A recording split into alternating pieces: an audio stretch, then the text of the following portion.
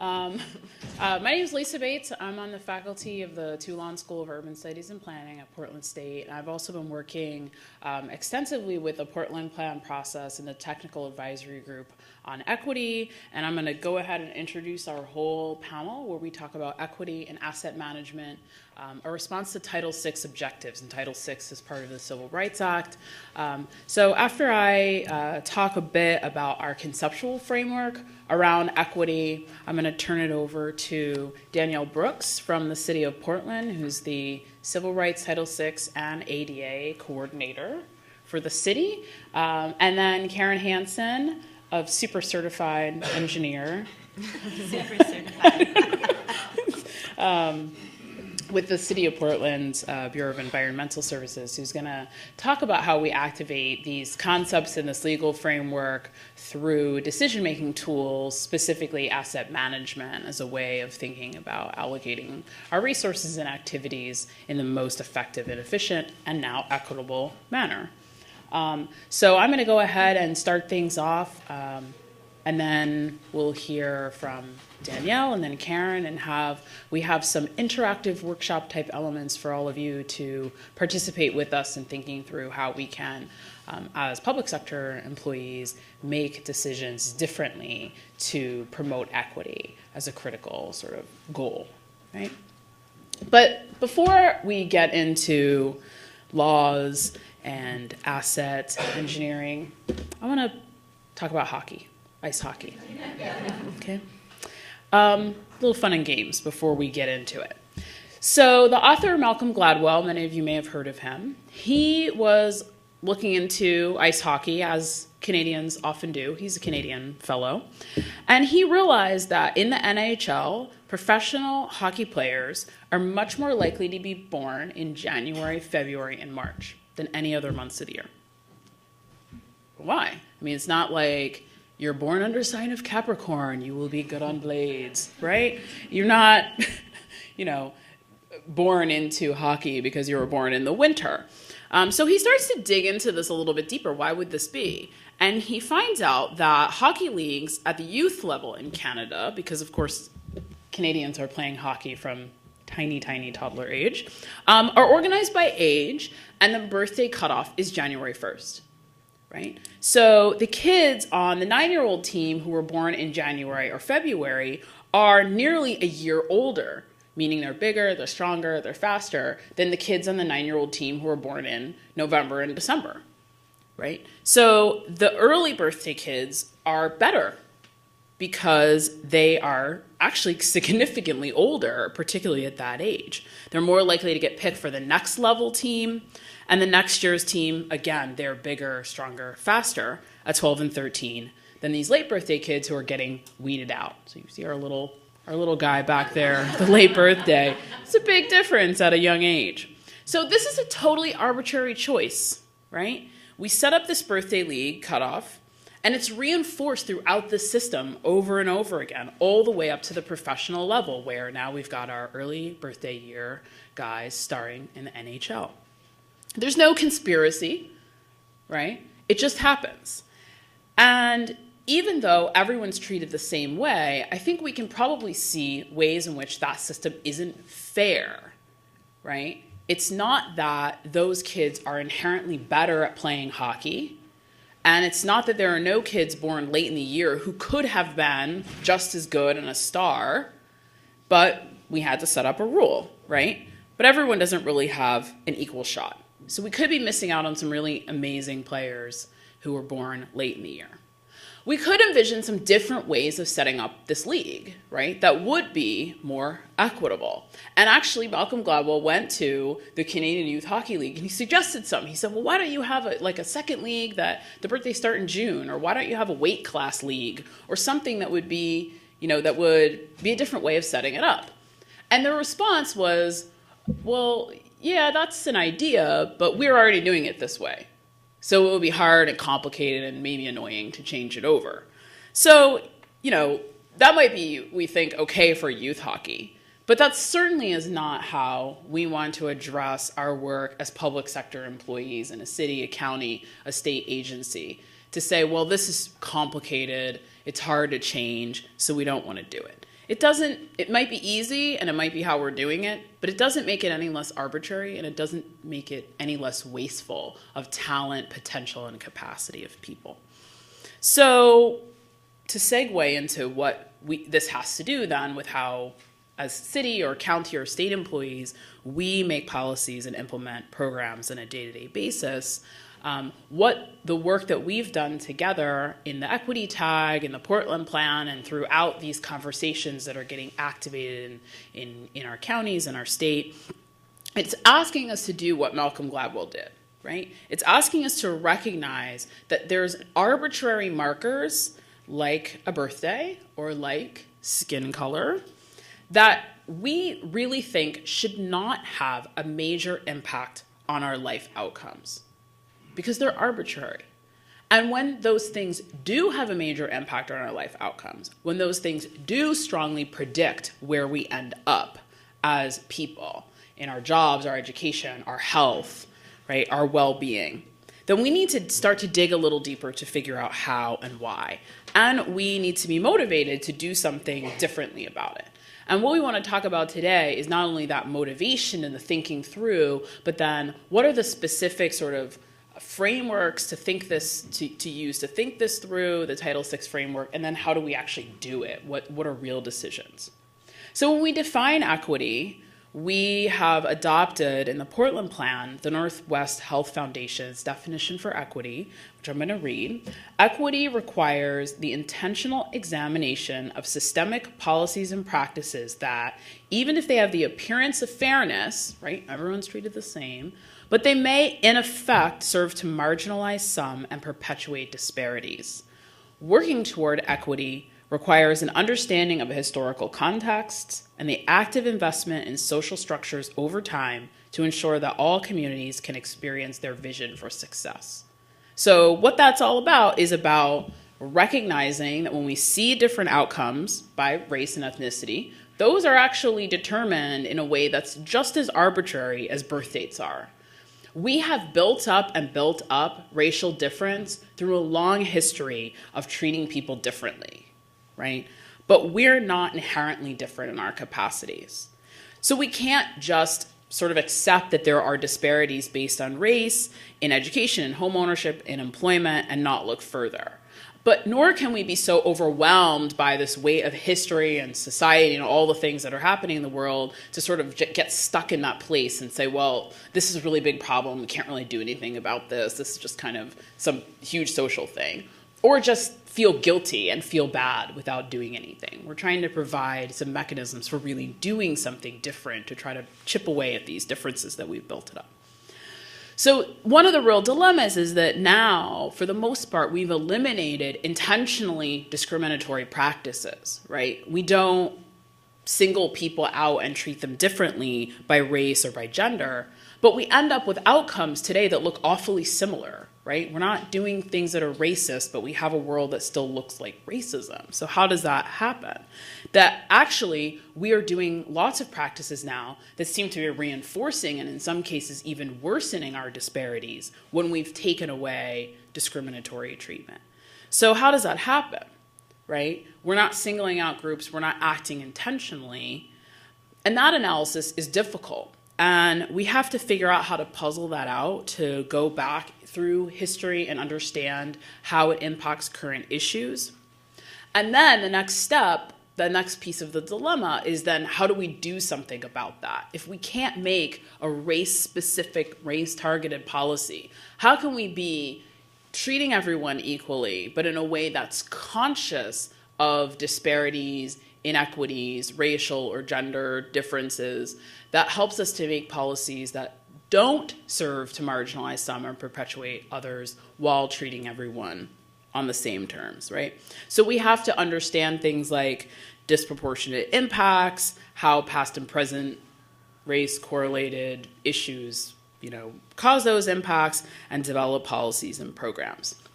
And I'm going to give you two examples, sort of a big policy example and then a city services example that show how using a lens around racial inequality turns out to create policies and programs that actually help lots of kinds of people, right? So a big policy picture, lending, right? Mortgage lending. When we go to apply for a loan for a car or for a house, nearly the first thing the lender does right away is pull your credit report and your credit score, right? So your credit score comes from a company like Equifax or TransUnion.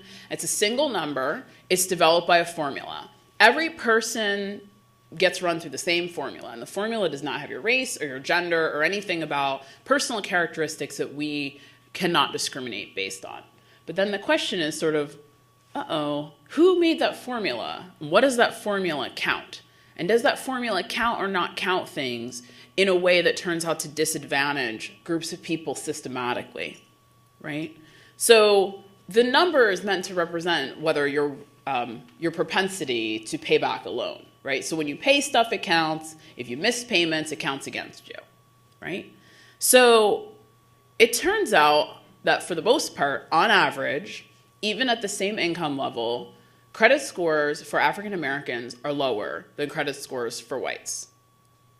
And why would that be? Well, that's where we start to look into what's in those computerized scales of justice. What's in that computerized formula that spits back to you a number and it says 660 or 720?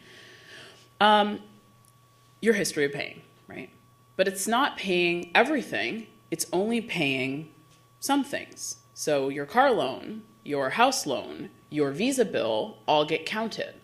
Some things that don't get counted are your rent, your utilities payments, right? Your child support. Those aren't counted, right? So if you just don't have a Visa account or you don't own a home already, you're getting nothing. You're not counting up points. And it's not that you're doing anything wrong, but you end up with what lenders call a thin file. They don't have enough information on you. And it turns out that when we look at African Americans who have these low credit scores, it is often because of that thin file. So we've made a decision, this account counts on your credit score, that account doesn't count on your credit score. Gas bill, no. Car payment, yes. It's arbitrary. Everyone has the same rule, but it doesn't turn out to be the same for everyone. So why do African Americans often have thin files? Well, historically, it turns out that Black folks have a kind of complicated relationship with the financial industry, right? So if your parents and grandparents couldn't own a home because of racial discrimination, then you're less likely to own a home. You're less likely to have the wealth and assets that boost up your credit score. You are less likely to be involved with sort of complicated financial instruments or even simple financial instruments like a credit card. And so it has nothing to do with the actual ability to pay stuff back, but it gets built up and built up over a history of racial differences that mean that African Americans don't interact with the financial system in a way that builds up credit. So in response to that, we have nationally now the Equal Credit Opportunity Act, ECOA. And what ECOA says is that you can bring evidence of additional kinds of payments and accounts, and lenders are required to take that into consideration to fill in that thin file. And you can actually, there's a whole new website set up, Pay Rent, Build Credit, where you can register these types of accounts like your electricity bill and your rent payment and have those companies or have your landlord show, yes, these payments have been made to supplement that, right? So now everyone has access to that, right? That's not something that's only for one race. Everyone has access to that ability. And it turns out, again, that helps a lot of types of people who need to bring more evidence to their application for a loan. Young people, recent immigrants, people who just haven't been connected into the financial system very well, people who have had spells of unemployment, for example, during the recession right now, but maybe were able to continue, paying their rent or paying their car payment, even if their Visa bill went behind, right? So it helps lots of people to have thought through a way to come up with an alternative measurement system, right? An alternative formula that was analyzed through a lens of race, right? So we don't reinforce the system that says African Americans don't own homes as frequently as white folks, right? We reduce that disparity. So that's a big picture example. But I want to also talk about something which is perhaps more on the scale of the kinds of jobs that folks in this room do, which is streetlights. Streetlights. One of those seemingly mundane but totally critical operations that a city provides, right? So this is a real example from Seattle City Light, the electric utility in Seattle. And Seattle City Light wanted to be more effective in how it replaced street light bulbs, more efficient. That was their main goal. But the Seattle Race and Social Justice Initiative, a citywide program, says you need to assess a racial impact here. You need to figure out if what you're doing, even in these tiny decisions, operational decisions to replace streetlights, might affect different races differently. So, okay, whoa, what does race have to do with streetlights? And if it weren't for this policy that said, well, pause and figure that out, Seattle City Light might have just gone forward, said, this got nothing to do with anything, standard operating procedure, let's just, go through. But again, we're asking to say, pause. Is the standard operating procedure equitable, or is it just standard, right? So their standard operating procedure was to replace light bulbs as outages were reported by customers. So what's the possible equity issue there? People need to report. So who reports? Well, I can say who doesn't report. People who don't know that reporting is possible because they're not as well connected to city government. People who don't speak English as comfortably or as well and aren't sure if calling up is going to elicit a response. So it might be because they don't speak English fluently, but they might just not kind of speak cities fluently, not as comfortable with talking to someone in government. So they're not getting their light bulbs replaced as frequently. If we think lighting, as I think we do, is important for safety, as you see here, this is not too brightly lit of a street. Might have some impacts either on your physical safety because you can't see stuff and you trip over things, but also for impacts like crime. Then these people of color, immigrants, people of different ethnicities, are probably experiencing a disparity. So Seattle City Light said, well, how can we do this better? Let's just do a mass replacement of light bulbs. That'll be more efficient anyway, right? So they had 21,000 light bulbs they needed to replace. You don't need to call it in. We're just going to do it automatically. So they created a new procedure, which was to start their trucks moving at the north end of Seattle and work their way down. So if you know the sort of social geography of Seattle, you might know that the north end of Seattle does not tend to have large populations of color, immigrants, etc. The very people that we've just tried to change the procedure to assist don't live in the north end of Seattle, right? And so if we start at the north end, we're going to reinforce this disparity. The people who already had better lit streets are going to have better lit streets. The people who have the darkness happening are going to be delayed yet again. So recognizing that, again, taking that pause to say, could this have something to do with race or ethnicity? They realize that they have to start from the south, where they already have, in fact, more light bulbs out. They just didn't know about it because no one was calling. But they start from the south, work their way north. Not only do they close the disparity for people of color who are living on the south end of Seattle in terms of their actual service that they're getting, but they're also able to build up relationships and trust with folks who are now seeing the service needs being met. They can let them know, hey, you can call in and here's how you do it. Here's how you get someone in the appropriate language group for you. Here's what you can tell us. And so they're able to build up more of a trust and a relationship so they can go forward continuing to have good service, right? So here's an example where without that sort of pause button that is the Race and Social Justice Initiative to say, does this have an impact at your strategic level, at your operational level, when you go out on the street? Is there a disparate impact on race and ethnicity? They might have gone forward with a program that would have made the disparities much worse. But they took that moment. And that's really what we're talking about here. We see disparities. We all see them in the work that we're doing. We know they're there.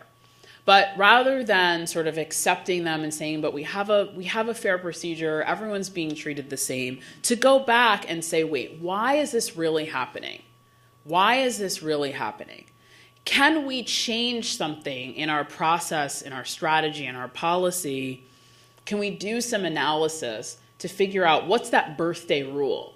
What's the thing? What's the sticking point that's inserting an arbitrary marker into the outcomes that we see? And then can we tweak that birthday rule? And can we do that in a way that's sort of systematic, that's still effective in our job, that still allows us to meet the kinds of service levels and outcomes that the public expects from us, but in a way that really activates fairness and equity going forward? So that's me talking about the concept of equity. And I want to turn it over now to Danielle to talk about, to really sort of ground this in the legal framework, the Title VI of the Civil Rights Act, a really powerful set of framing devices that will guide and support this work going forward. So Danielle, come on up, take it away.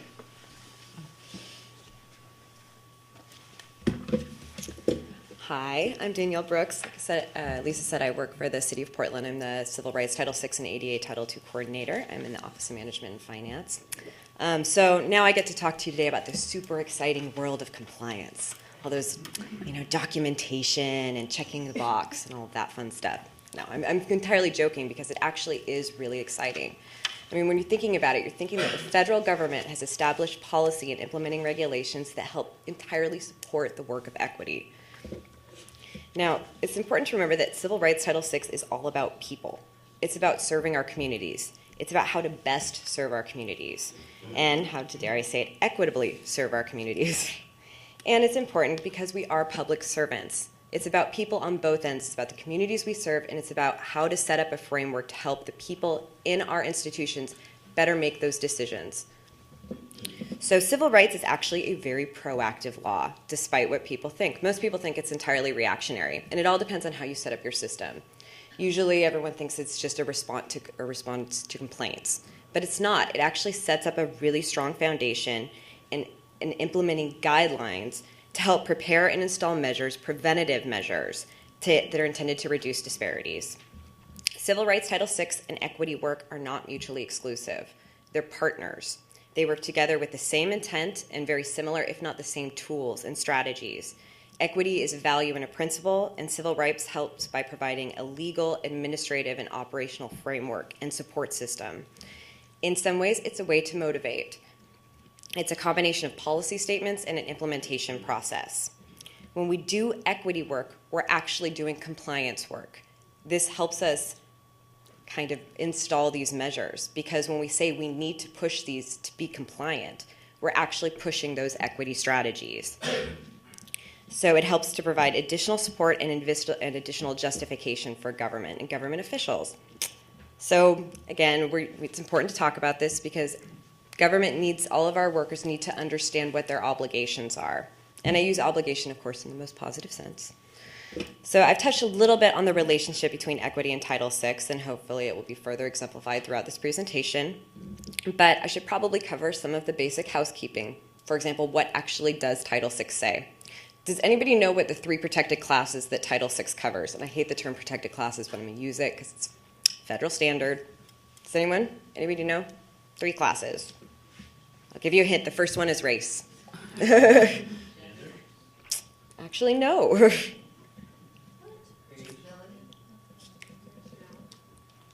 Nationality, yes. So, Civil Rights Title VI is actually one of 11 titles of the landmark Civil Rights Act of 1964.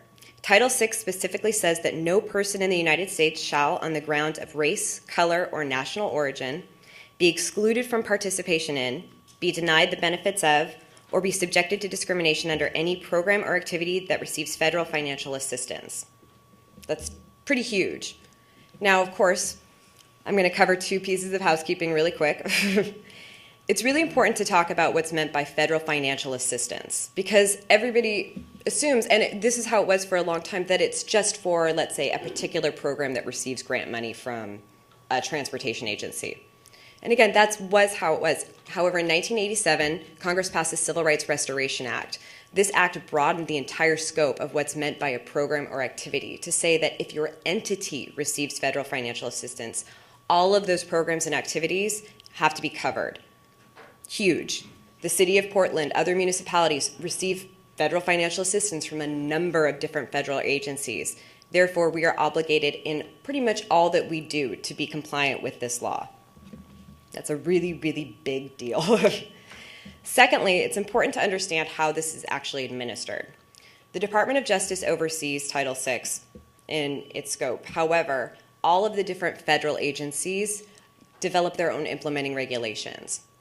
And this is where we start to get into that other protected classes being added in. Most of those different federal agencies use a cross-cutting method, so they combine all of the federal civil rights laws into kind of one grouping. So we start to look at age, sex, disability. Furthermore, all of those cross-cutting methods also incorporate 2 executive orders that are really closely related to Title VI. The first, and you guys don't have to remember the numbers, but it is Executive Order 13166.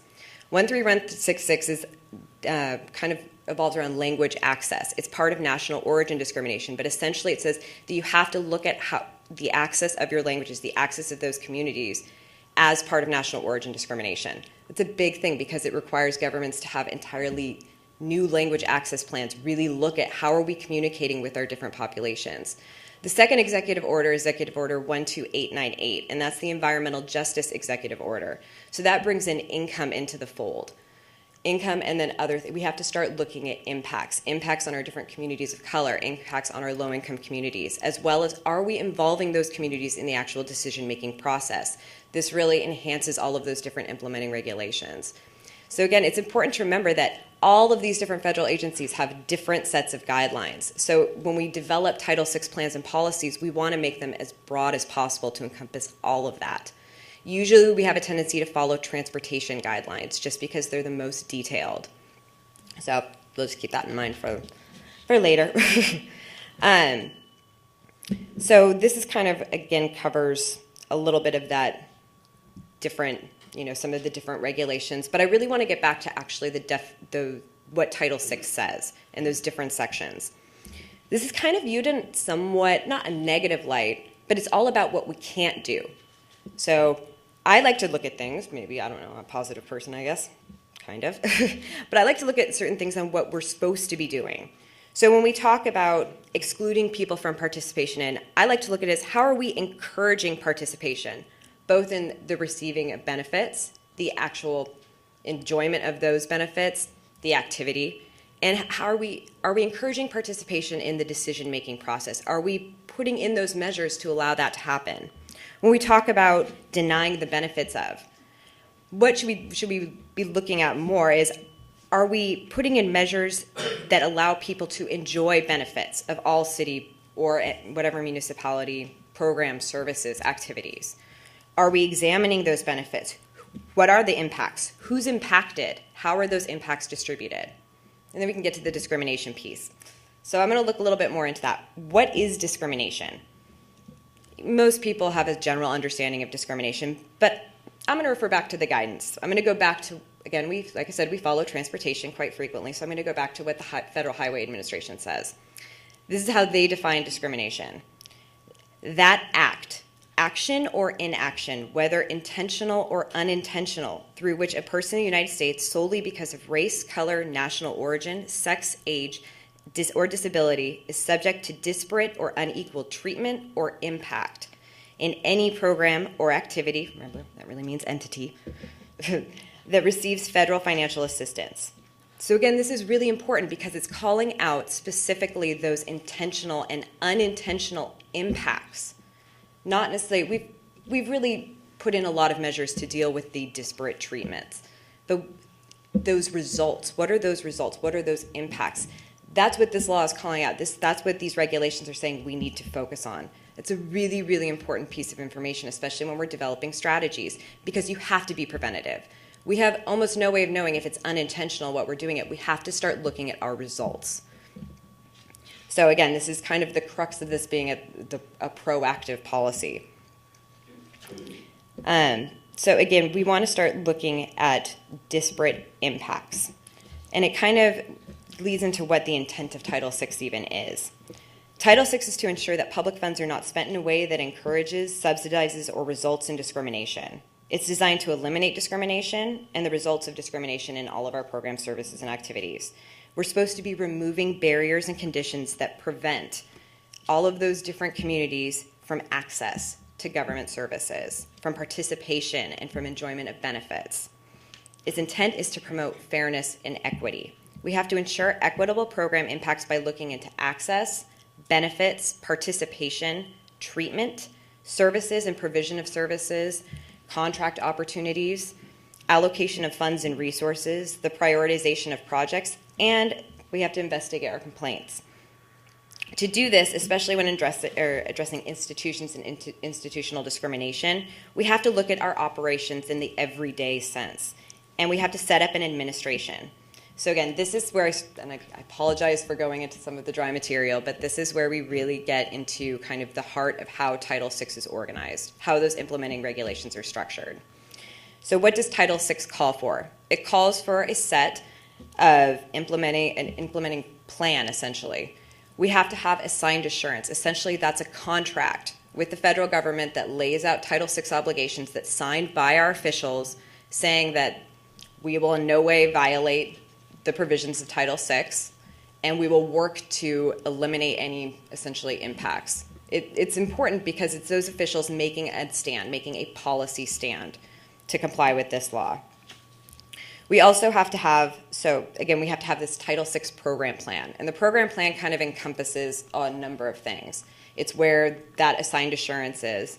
It lays out a set of administrative guidelines, the power structure, the decision-making structure, who's responsible in the administrative sense, who's responsible in the day-to-day operations.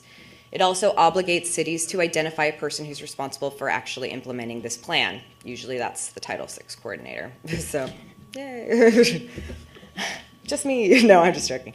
And then we also, again, have to have some sort of policy statement that goes beyond just what that signed assurance is. And we have to have a plan that provides for a system of procedures and mechanisms to assure non-discrimination in all of our services and activities.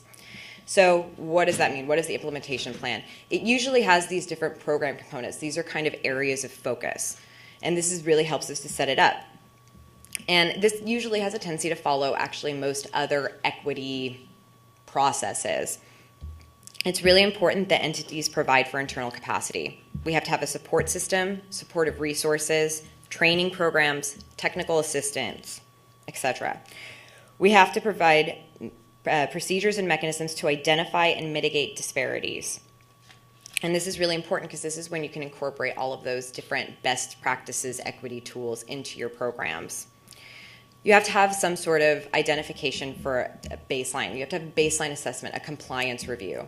And that is a compliance review of a number of different things. Usually people divide it up into departments. So you look at the programs within the different divisions of your department.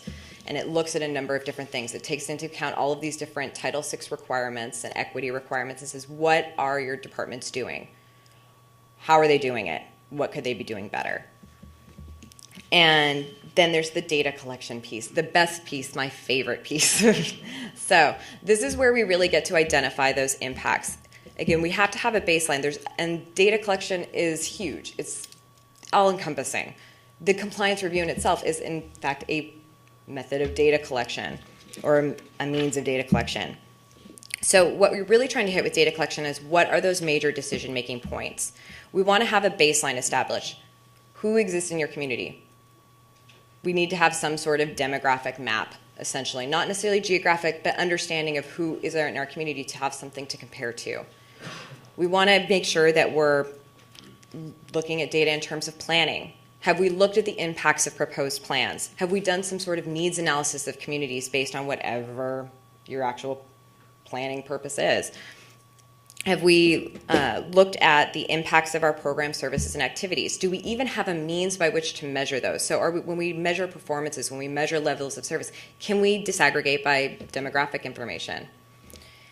And when we do that, can we compare back to the baseline to establish some sort of disparities? We need to be able to identify those disparities, and we need to have those processes in place to do that. And then, again, when we talk about mitigating, when we talk about implementing those equity tools, what exactly are you doing to address those disparities? So just like with the Seattle Public Utilities, when we look at that lighting model, they came up with a number of different strategies, not necessarily race conscious, but their first act was to collect that information and then make a decision on where to start, make a decision to replace all of those light bulbs. That in itself is a Title VI activity. It's all about decision making. It's all about implementing those tools. Identifying, however, the disparities is one of the most important pieces, and it holds governments accountable. Once we've identified, I'm not trying to scare anybody off from identifying, that's what we should be doing. It's a useful tool to move forward, to inform that decision. So, again, we can then retool our projects to mitigate any sort of negative impacts. We have to ensure meaningful public involvement. This is a really important piece because we discussed this with the utilities model. Once they realized that somehow they weren't reaching communities, they can retool their public involvement. They can provide language access, provide new ways to call in, provide an important education and outreach, and retool that education and outreach so it's appropriate to those communities. This is another important tool. If there's already really good public involvement systems set up within your municipality, it's really good for the Title VI program or Title VI practices to work closely with that. They go hand in hand. And public involvement is obviously important because we want those communities to be part of that decision-making model. They're going to best understand what the needs of the community are. They need to have a voice for services and programs that are going to impact them. Or if the services and impacts don't have any effect on them, why not? They should have a voice in that decision. We need to disseminate information about Title VI and about equity to the public. They need to have an understanding of what the process is and how to best interact with government. And then we need to institute a complaint process. This is another measure of being able to identify all of those Title VI issues. Also, we have to develop I know this is the favorite one, the contract provisions. I'm not going to go really into that, but we need to have language and we need to obligate, because the interesting part about Title VI is those that we contract with, anybody that we pass along funding to, also have to be Title VI compliant. We have to eventually develop procedures for looking into that to ensure that all that we contract with are Title VI compliant. So it's a really, again, important tool because that infuses equity all along those points of the process, all along those decisions. So from federal government to state government to local government to businesses within the community to organizations within the community that are doing work on behalf of government. We have to develop or meet different environmental justice requirements, or at least address environmental justice within this. And again, environmental justice is the fair treatment and meaningful involvement of all people, regardless of race, color, national origin, or income, with respect to development, implementation, and enforcement of different laws, regulations, and policies, usually, again, involving environmental impacts or health impacts. And we also have to have a language access plan. And this one has actually become more and more developed over time. But a language access plan is, again, another implementation tool that's incorporated into the Title VI program plan. Language access plans, you have to do a 4-factor assessment. So we have to look at the number and proportion of limited English proficiency individuals that are served and the languages that are spoken within our area. We have to look at the rate of contact with certain services or programs, the importance, the nature and importance of the program and service in relation to those people, or into just generally with people, and the resources available for language assistance. We have to be able to, again, identify those populations when it comes to actually specific programs and services, provide different kinds of language assistance, provide staff and resources to provide language assistance, have an outreach plan, and then monitor and evaluate the effectiveness of those different plan components. Finally, one of the most also important parts, besides just data collection and besides those mitigating efforts, one of the most important parts of a Title VI plan is an accountability measure. We are obligated to provide reports on our goals, reports on how we've met those goals. We have to provide it with all of those documentation, whether it's data collection, compliance reviews, the language access plan, and we have to do this regularly. We're obligated to do this regularly. This provides not only an accountability measure for those for our different divisions to say, look at what we've done, look at the great work of what we've done, and this is what we're going to do, and this is what you can expect us to do. But it also provides information to the public to hold government accountable for what they should be doing. So that's a really big piece because it's regular, because we have to do this. We have to do this every 3 years.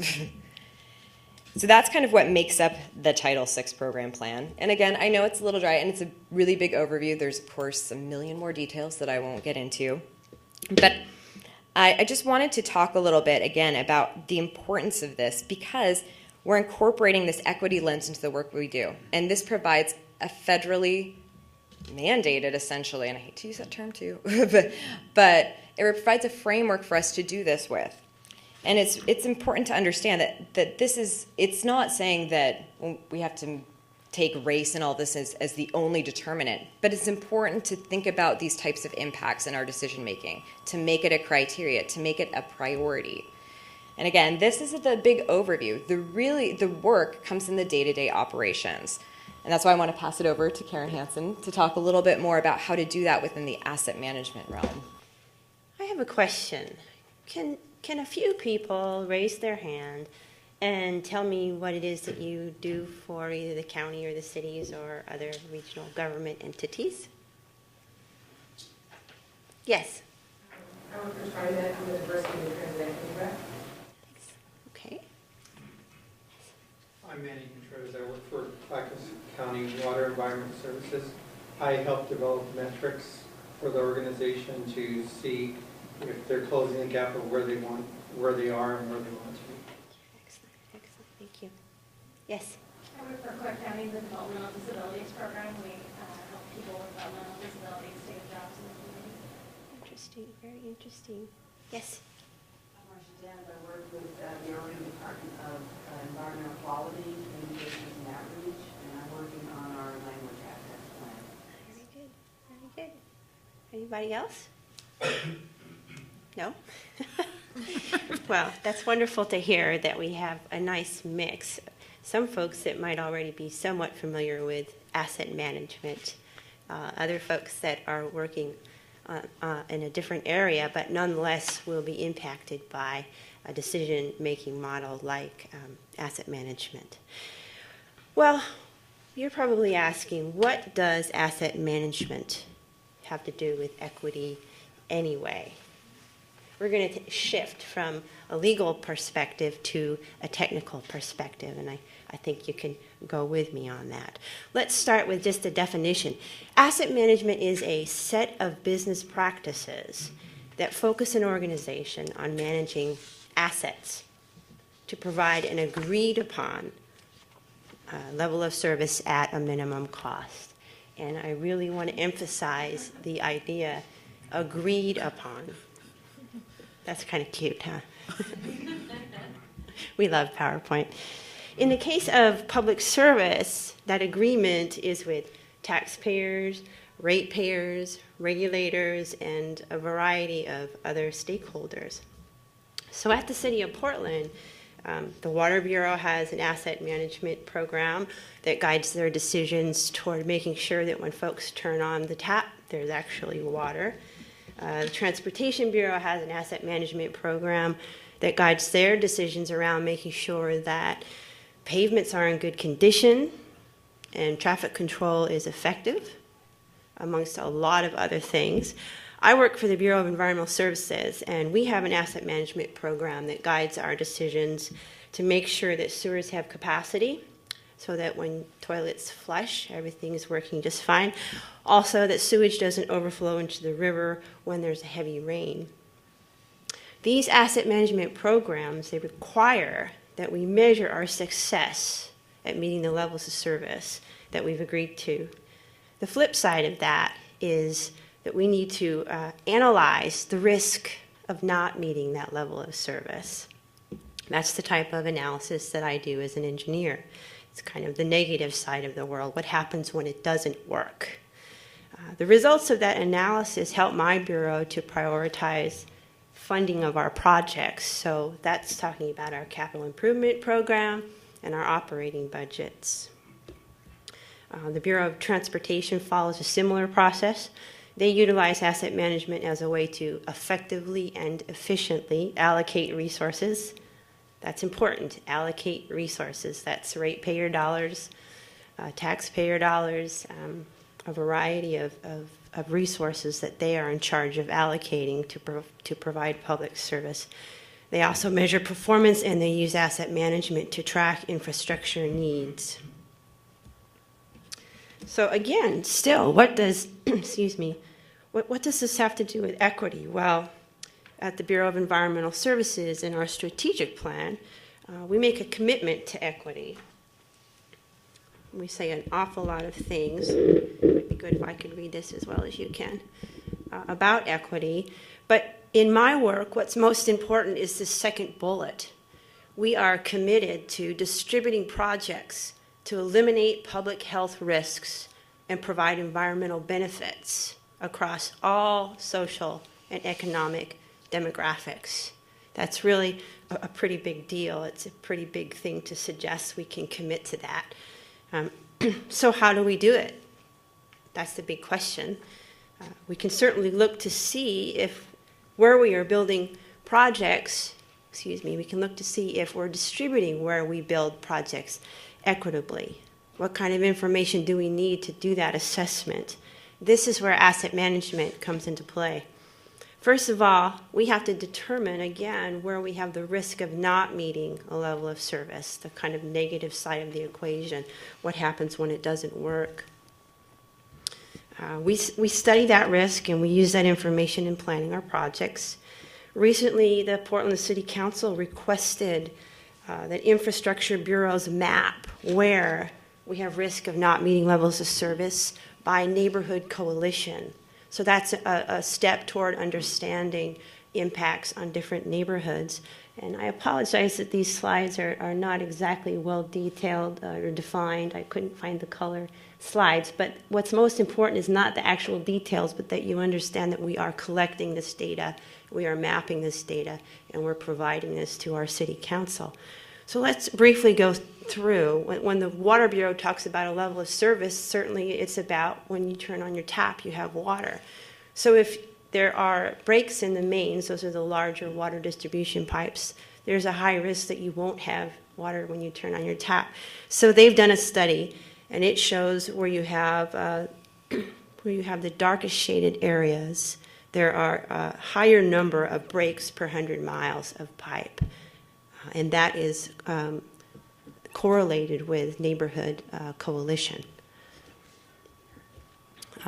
Portland Bureau of Transportation has done a similar study. They look at the condition of roads, arterials, and collectors, or roads with higher traffic. And again, they've shaded darkly where they have, where they have a higher percentage of poor condition roads, and what neighborhood that occurs in. And then at my bureau, we've done studies on where do we have condition problems in sewers and where do we have capacity risk, the potential of not having enough capacity. And we've again mapped those where you see darker shades. That means there's a higher percentage of risk, and that's associated with neighborhoods. That's a new way of aggregating data for infrastructure bureaus. Last year was the first time that I'm aware that we were involved in that work. So that's a place to start. If we see similar risk in 3 different neighborhoods in town, then it stands to reason that we should be doing projects in 3 different neighborhoods in town. That's a very simple approach to equity. But asset management provides tools that allow us to do a much more comprehensive analysis. Asset management requires that we apply the concept of the triple bottom line. How many of you are familiar with that? It's pretty common. For us, it's kind of a new approach to apply this in public service. The history of triple bottom line really comes from the private sector. It helps us to make sustainable choices about how we invest public dollars. Often public agencies will add a fourth component to the assessment. They'll ask about cultural impacts or governance. And you can assess those issues up underneath the triple bottom line under social and economic. But at Bureau of Environmental Services, We use governance as the fourth leg of the bottom line. And that's because of that agreement that I talked about earlier. You know, it's incredibly important if we're going to discuss equitable public service that we consider what is the impact of what we're doing, our projects, on governance. What is the impact of effective governance on our projects? It really goes in both directions. So we thought it was valuable to pull that out and measure it distinctly. Because, again, we report to the City Council as representatives of the public that we serve. Incorporation of the triple bottom line creates opportunities for more questions and answers that can help bring equity into focus. We can do more than say, what is the risk of not meeting a level of service in a particular neighborhood? We can say, what does it mean to the people in that neighborhood when we don't meet the level of service that we've agreed to? What does it mean to the people not in that neighborhood when we don't meet the level of service that we've agreed to?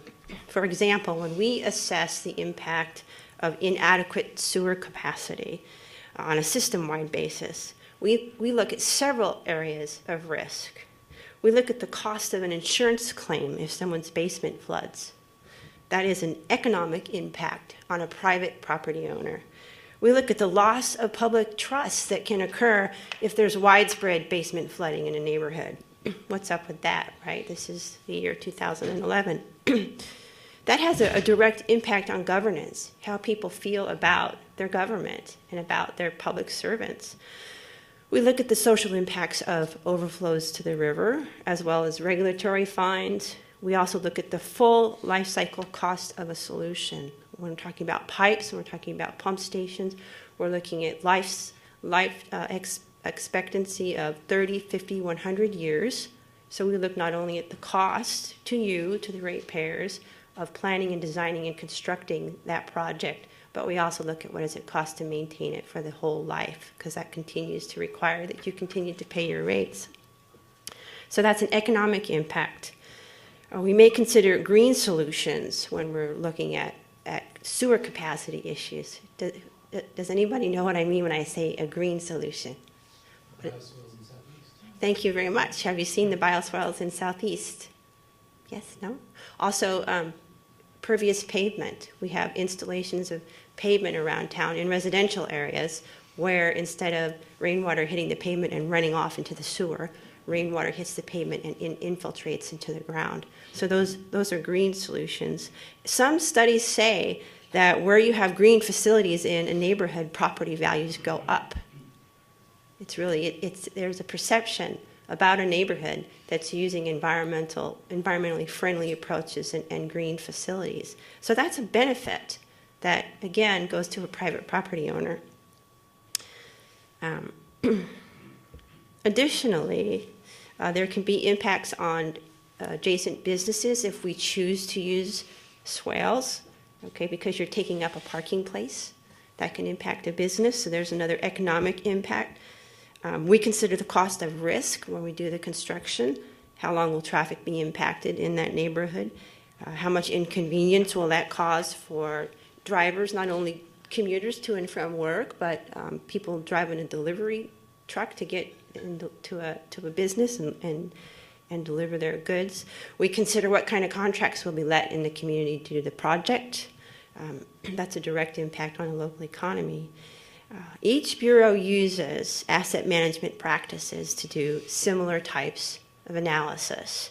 Transportation will consider the risk of poor condition pavement. What happens when you drive your car in ice on poor condition pavement? It's not as safe.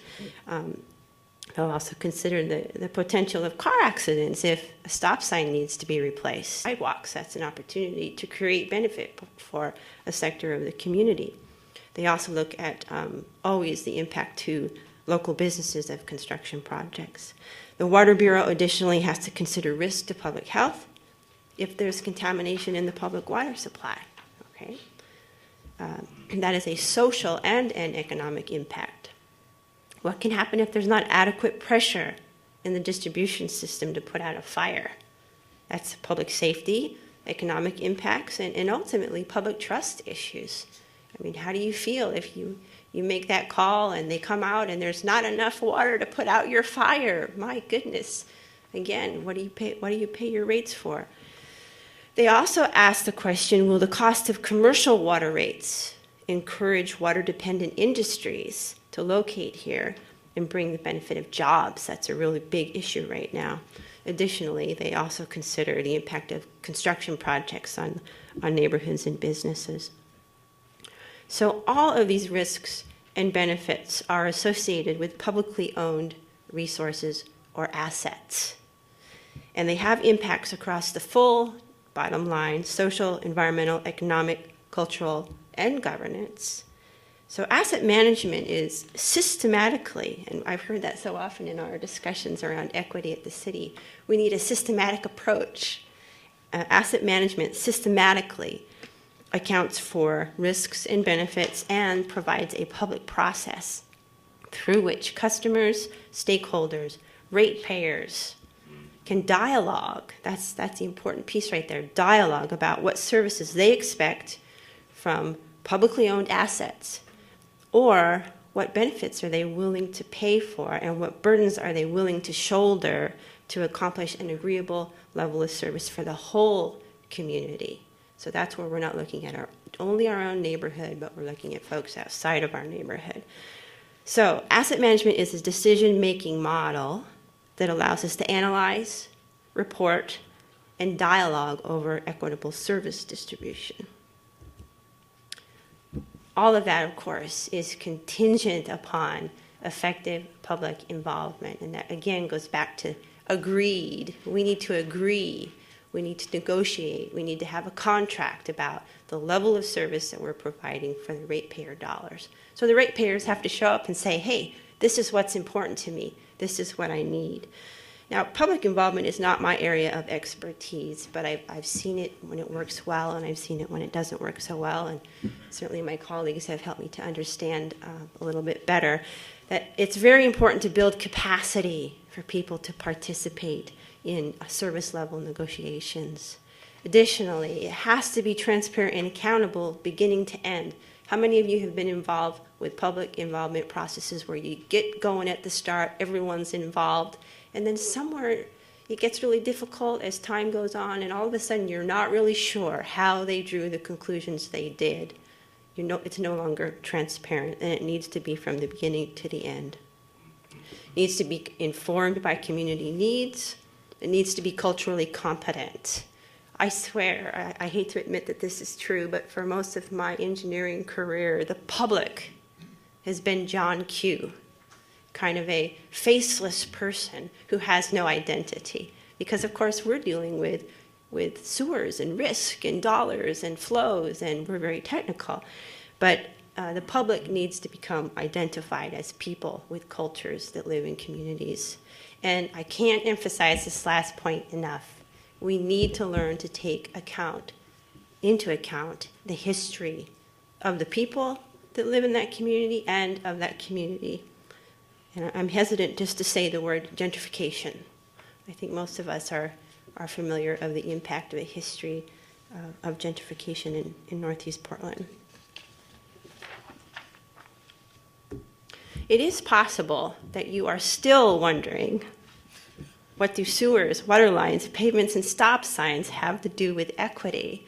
And it's all right if you are, because when we talk about equity, we're usually focused on disparate outcomes in educational achievement, in health, in incomes. I look at those outcomes as being impacted by a complex combination of causes, which need to be understood in terms of how public resources are allocated. If we were in an undeveloped country, the impact of inadequate infrastructure on public health and on human productivity would be very clear. In more developed places like Portland, we can look at property values. We can look at economic activity. We can look at health, and we can look at general well-being as outcomes measurably influenced by infrastructure. So the management of infrastructure assets becomes a very clear, a very concrete example of how we can begin to think about public service. equitable public service. That's the point. So a simple way to begin to think about this is to learn how to identify what's a benefit to a community or group of people and what's a burden on a community of people. Let's think about that. I think I'd like to do a thought experiment in the street.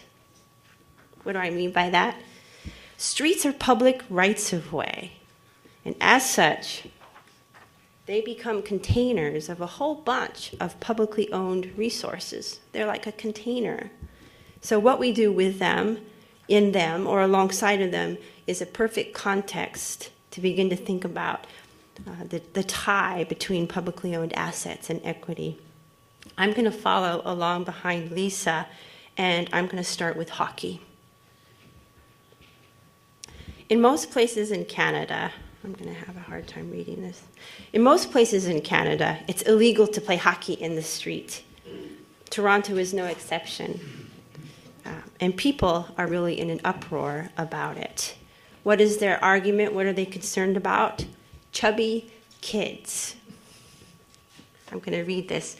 Breaking the rule comes with a $55 fine, something that most hockey-playing kids don't typically have on hand, and certainly not the kind of punishment a doctor would order when 1/3 of young male Torontonians are overweight. Getting chubbier kids out in the fresh air is only one part of the dream. The other is reclaiming quiet residential streets for more than just traffic and parking. If we just look at streets as utilitarian things, then we don't use our front porches and we don't see our front lawns. It also makes drivers slow down when they think that little Timmy might be around the corner chasing a loose ball. I'm loath to call kids traffic calming devices. But I saw it work when don't laugh, Karen, but I saw it work when I played on my grandparents' street. Clearly, there's a bit of nostalgia around street hockey. You might even say that it has cultural value. At least it keeps kids healthy and fit, provided they don't first fail as traffic calming devices. I find it interesting that the first hearing on the issue occurs at the Public Works Committee. The last paragraph says, street hockey legalization gets its first test tomorrow at the Public Works Committee. So clearly the way that we manage our public right-of-way impacts the kind of outcomes that we usually consider in equity discussions. Jokes aside, public health and safety are at issue here. Personally, I'm somewhat conservative, and I kind of hope that they keep hockey off the streets and perhaps think about building a few new parks in that neighborhood. Back to the thought experiment. Let's start with the idea that streets really are utilitarian. And let's see if applying a triple bottom line analysis allows us to extrapolate from assets to equity. This is an aerial photo of Northeast Cooch and Northeast 10th Avenue. It is before the project that they completed last summer. How can you tell? There's no traffic on Cooch. How many of you have commuted on Cooch in the morning? There's quite a bit more traffic there than there used to be. You can see from the legend, it's a long legend, that's engineering. We have to have 50 ways to describe a sewer line, okay? But you can see there is a bike path. That's the green line that runs on the north side of Cooch. You can see that there is a sewer line. That's the pink line running on the south side of Cooch. You can see there's a water line. That's actually underneath the pink line, a blue line that's pitching up at the top there. There's also a fiber optic line. That's the light blue line. There's natural gas in this street. I think that's the red line. Really doesn't follow any good pattern. There's also several potential stormwater facilities, both on the street. It's kind of hard to see, but there's a little green triangle on the left-hand side of the screen. That is a potential stormwater facility when they took this picture. It's actually there now. And then these transparent blocks that you see on top of buildings and on top of parking lots are potential stormwater facilities on private property. What's not in the legend is that there are sidewalks here, that there is parking available, and then just the elephant in the room is this is a street, so of course it's a conduit for traffic. So let me ask you, and this is where you all get to wake up and jump in, okay? I'd like to think about what are the triple bottom line impacts of some of these assets. Let's think about a sewer to start with, okay? Remember back when I started this, I showed you maps where we had capacity risk in different neighborhoods in town. Basically that means we're afraid that when there's a heavy rain, we're going to have basement flooding or we're going to have backups in the street. Now we have an opportunity to dive in a little bit deeper and say, what does that capacity risk actually mean to the people that live in this neighborhood, okay? So we're looking at the pink line here, and let's say we have an overflow into the street or flooding in someone's basement because it just wasn't room to, and the basement's lower, of course. There just wasn't room for everything to get into the sewer. Now we have sewage in the streets, all right? I'm going to ask you, what is the impact environmentally?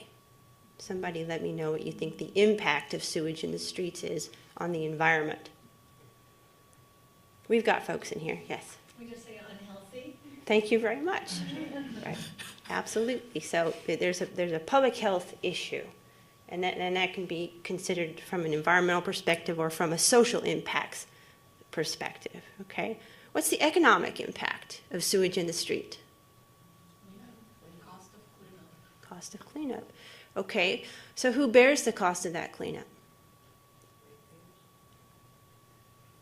Very good. So it's a burden on ratepayers to come in with a project and so that you would prevent sewage from overflowing into the street. So let's see. We've talked about public health. We've talked about economics. What about an impact on local businesses while there are those cones all around the sewage in the street and nobody can drive down the street? Nobody wants your hamburgers. Yeah. What? Nobody wants your hamburgers. There you go. Nobody wants to buy your hamburgers when it smells like sewage. Isn't that important? So there's an impact on business, okay? Also, there's an impact on public trust, right?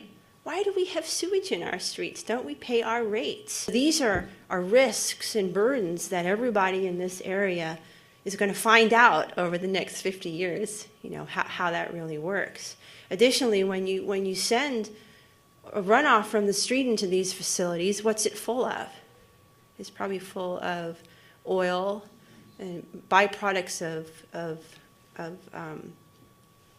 cars on streets and other that's the worst, but other pollutants that you find on streets. So that floats into this soil matrix, and you end up with a pretty contaminated soil matrix, which speaks to operations and maintenance. We end up with these burdens and benefits. They not only can have impacts in different geographical settings, but also in different ways over a span of time. So I went way more into that than I wanted to, but clearly all of these issues are closely related to the kinds of issues that we talk about when we talk about disparities in equity, and that's why we have to ask if projects to reduce public health risks are equitably distributed and whether projects that provide environmental benefits are equitably distributed. What time is it? How are we doing? How are you feeling? So we go till when? 10:15. Oh my goodness, I'm going to go through this last example. Would you prefer that we just jump to Q&A, or should we go into this last example? What do you think? I have one more. Okay. Is that generally speaking, or is that just the loud squeak? Okay. Let's agree upon this. We need a public Public process. involvement process. Okay. This last example, we're going to go in a little bit deeper, and we're going to talk specifically about a project. So you guys are familiar with kind of schematics of neighborhoods. Here we have the blue lines are existing water lines, and the red line is a proposed water line. So the assets that we're talking about are water lines, and the service, of course, is distributing clean water, both residentially and in commercial industrial areas. So I'm going to give you a scenario, and I'm going to ask for you to think about the risks involved, about triple bottom line impacts, and then I'm going to ask you to draw some conclusions about equity. Then I'm going to give you more information. In essence, I'm going to change the scenario, and then I'm going to ask you to reconsider the conclusions that you drew in the previous scenario. Are you ready? Okay. This map shows a project that a city is considering building. It is a big water distribution line installed in a residential street to serve a new commercial development that will include a silicon wafer fabrication facility. You guys are familiar with those kinds of plants. They use a lot of water. The water line was called out as, this is our terminology in engineering planning, consistent with the development identified in the city's comprehensive plan. So, it is funded as part of the 5-year capital improvement plan. The potential of bringing in the wafer fab plant caused engineers to increase the size of the distribution line. It doesn't increase the cost, really, of the design. It's just bigger. It doesn't increase the cost of construction that much. And they thought it made sense because of the potential for jobs and the fact that that would be good for the economy. So just generally speaking, I'm going to ask you, what are the triple bottom line impacts of building this water line? Think about benefits and burdens, and think about who's benefiting and who's being burdened, excuse me. So let's start with economic. What are the economic impacts of building this water line? Jobs. Excellent. Are you tired? You're going to pay for it. It's the CIP program. That's an impact on ratepayers. Okay. Anything else? We're disrupting traffic, so there's at least an economic burden on the residents that usually use the road. Absolutely. That's true. So throughout the process, planning, design, construction, and operation, we need to consider. Okay, how about environmental? Gosh, it's just clean drinking water. Thank you. We do have to get it from somewhere. And what's our source of water in Portland? Bull Run. What happens in the summertime when we have some issues with turbidity in that water? Groundwater. And are there any issues in the groundwater? Oh, yeah. Interesting. Impacts. Okay. So I said environmental. Okay, what are the social impacts? Usually doesn't mix really well residential and industrial. That's a good point. Crime rate might be higher. Crime rate. So that's interesting. And then the traffic impact is tremendous because people need to get there, parking spaces, Mhm. and the streets are usually smaller, Mhm. so it's a big impact.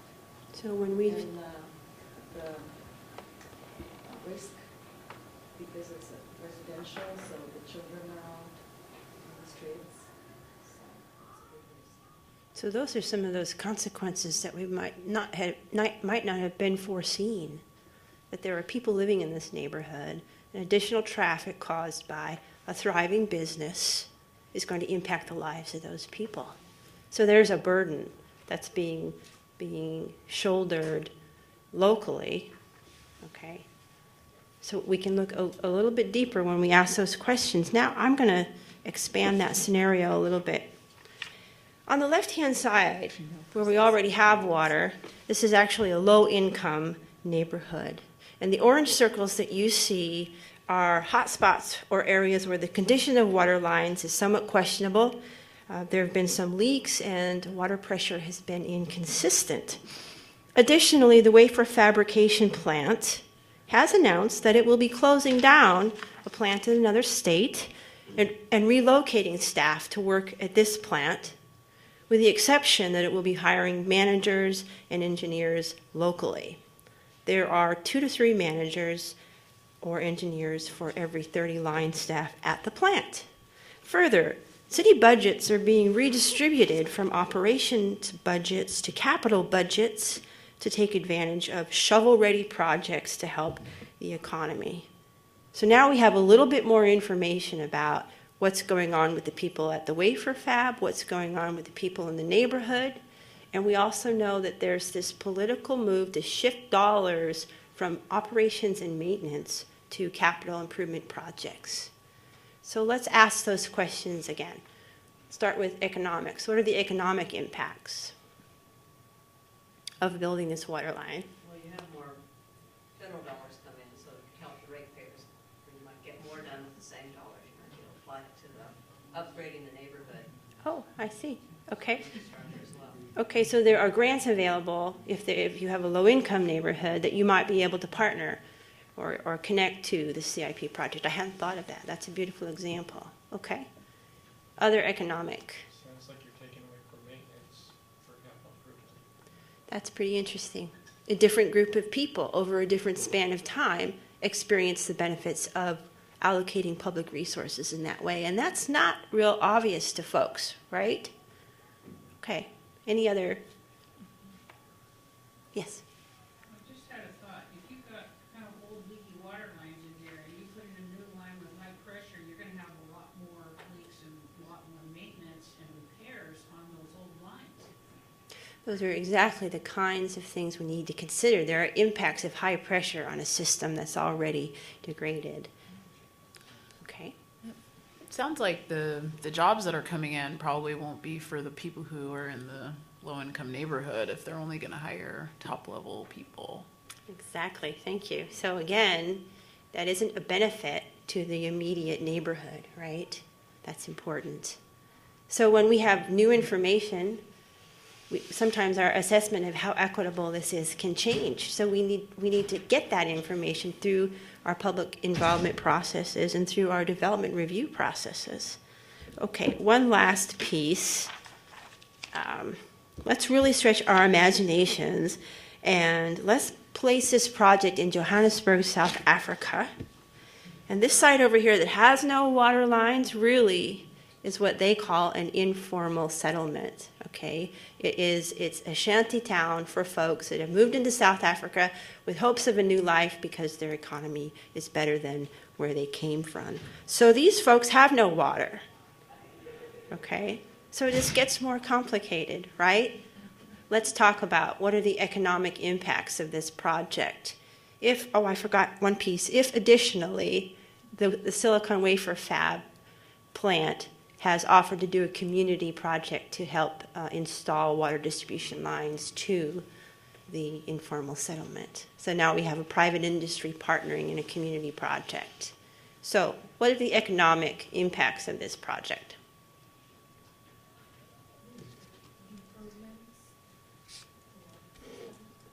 Absolutely. Look at the social and health of the people. If they have no water there, then the place has no sewage system. Right. If there's no, it's usually open alleyways. If they come in and put in a new sewer system with a water system, that will force them to actually upgrade some of the buildings in the streets. So in the long term, as long as the company's paying for it, which we've heard that before. Thank you. It would be a better thing. Or it can turn out that in the long term, the maintenance cost will increase to the point that is negligible. But people will at least have water and better sanitation. Right. Or they might be displaced. Or, yeah, it's going all out. It could turn into gentrification. So once those lines are set up by this company, would they then have to become ratepayers to get the water? So, I imagine a lot of these folks aren't in a position where they're gonna afford that. so that's the question of who is shouldering the burden of, and is the community in general willing to agree to shoulder a greater burden so that everyone has an agreeable level of service? When we talk about public health impacts, these folks have public health impacts, and they certainly don't stay in this community. It also has an impact on their productivity. These folks can't be as productive contributing citizens when it takes them 3 hours in the morning to take a shower and cook their kids some oatmeal. Okay? So it's, again, a deeper way of looking at benefits and burdens, and it doesn't just impact one group of people because we live in a community. So that's just stretching that example a little bit. So with that, I'd like to thank you for participating in that exercise.